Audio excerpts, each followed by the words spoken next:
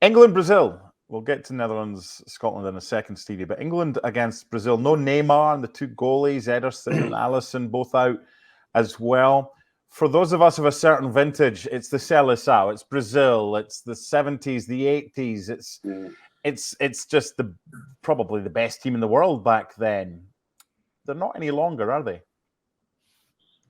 No, it's incredible to think that both Germany and Brazil, who really were the pioneers of how to play international football and win games and do it in style, find themselves in such a position. I mean, yeah, they've got some names. They've still got Vinny Jr.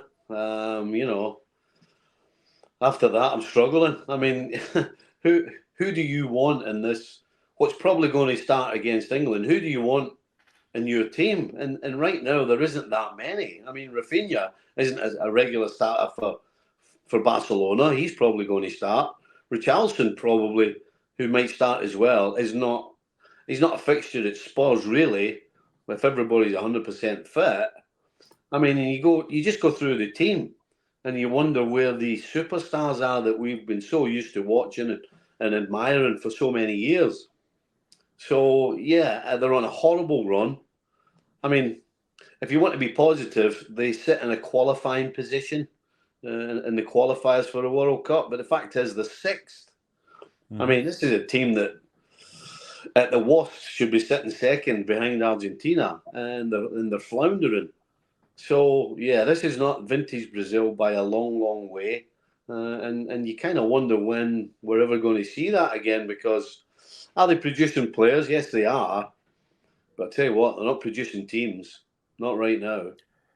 Is the fear factor with Brazil gone, Stevie? Because back in the day, it was like, oh, look at all these players. Now, oh, it's Brazil. I mean, England, Brazil's a glamour fixture. Don't get me wrong. But does Brazil still have that fear factor with their name? No, absolutely not. No, it used to be if you're playing Brazil, it's, wow, who are we playing against? Who am I up against? Mm-hmm. You think you're kind of in awe of stepping on the field because all you have in your head is the vintage Brazil. But not now. Now, when you say we're playing Brazil, you go, right, this is going to be great. And we turn these over. We're going to turn Brazil over.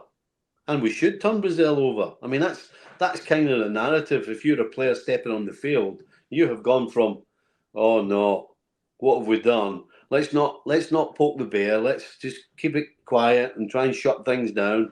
Now it's let's get after them. Let's push them back. Let's show them what it's like to be on the other end of a hiding.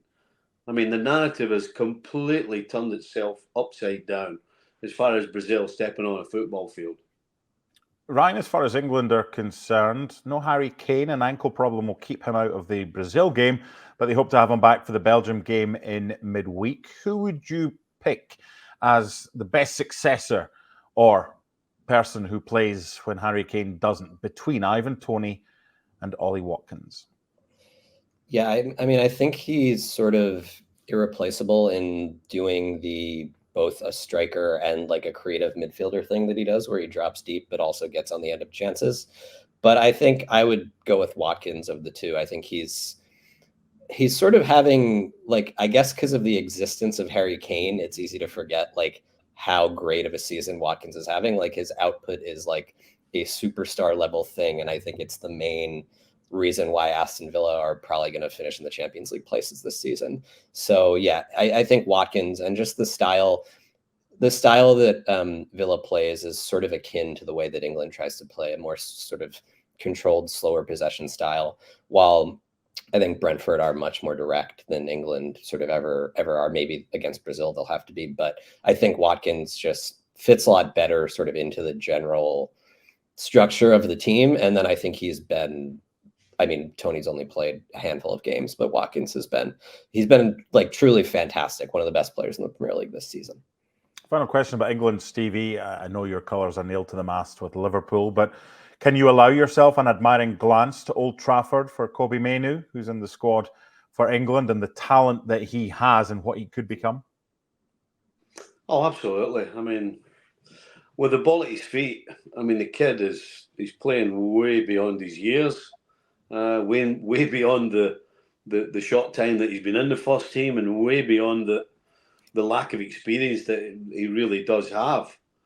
So yeah, on the ball, I think he's been absolutely nothing short of incredible for Manchester United.